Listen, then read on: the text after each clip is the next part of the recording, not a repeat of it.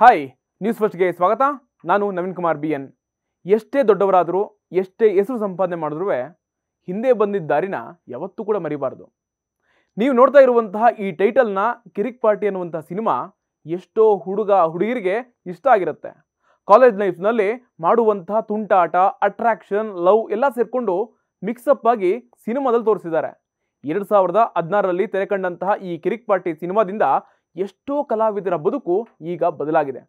ಹೆಸರು ಮಾಡಿದ್ದಾರೆ, ದುಡ್ಡು ಮಾಡಿದ್ದಾರೆ, ಜನ ಇಷ್ಟಪಟ್ಟಿದ್ದಾರೆ ಈಗಲೂ ಕೂಡ.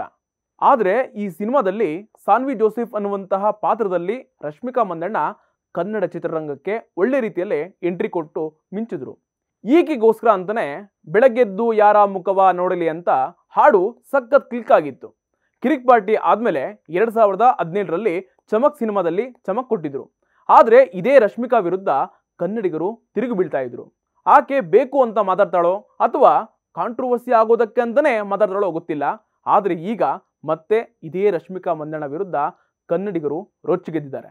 ಅನ್ನ ಹಾಕಿದಂತಹ ಮನೆಗೆ ದ್ರೋಹ ಬಗೆದಿದ್ದಾಳೆ ಅಂತ ಹಿಡಿ ಶಾಪ ಆಗ್ತಾ ಇದ್ದಾರೆ.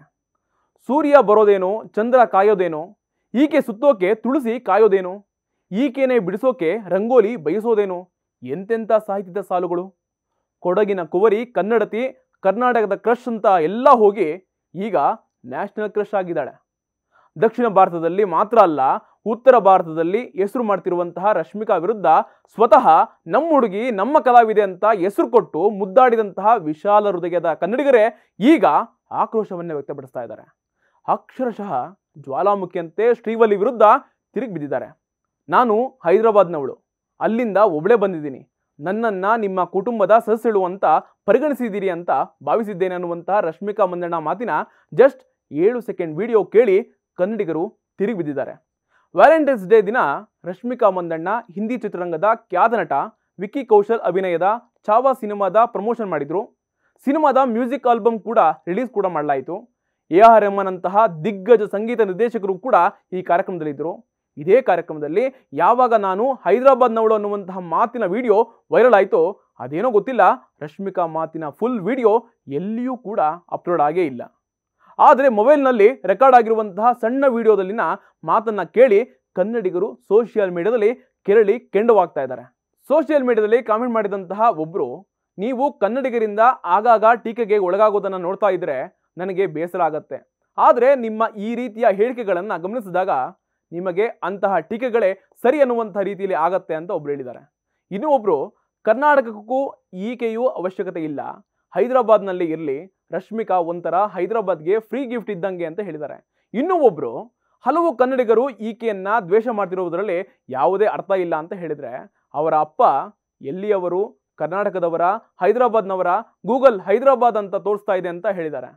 ಇನ್ನೂ ಒಬ್ರು, ರಶ್ಮಿಕಾ ವಿಜಯ್ ದೇವರಕೊಂಡ ಜೊತೆಗೆ ಮದುವೆ ಆಗ್ತಾ ಇದ್ದಾರೆ, ಮದುವೆಯಾಗಿ ಹೈದರಾಬಾದ್ನಲ್ಲೇ ಸೆಟಲ್ ಆಗ್ತಾಳಂತೆ, ಅದಕ್ಕೋಸ್ಕರ ಹೀಗೆಲ್ಲ ಮಾತಾಡ್ತಾ ಇದ್ದಾಳೆ ಅಂತ ಹೇಳ್ಕೊಂಡಿದ್ದಾರೆ. ಅಷ್ಟಕ್ಕೂ ಒಂದ್ಸರಿ ರಶ್ಮಿಕಾ ಮಂದಣ್ಣ ಹಿನ್ನೆಲೆ ಏನು ಅಂತಂದ್ರೆ, ಕರ್ನಾಟಕದ ಕಾಶ್ಮೀರ ಅಂತಲೇ ಫೇಮಸ್ ಆಗಿರುವಂತಹ ಕೊಡಗು ಜಿಲ್ಲೆಯ ವಿರಾಜಪೇಟೆಯಲ್ಲೇ 1996ರಲ್ಲಿ ರಶ್ಮಿಕಾ ಹುಟ್ಟಿದ್ದು.